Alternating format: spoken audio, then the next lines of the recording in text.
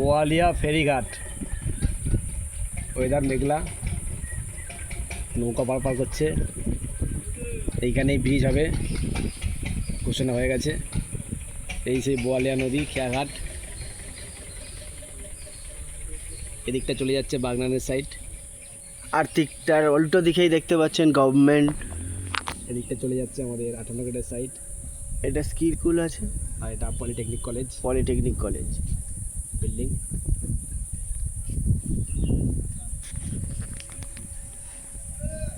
ওই একটা ভুটভুটি দাঁড়িয়েছে।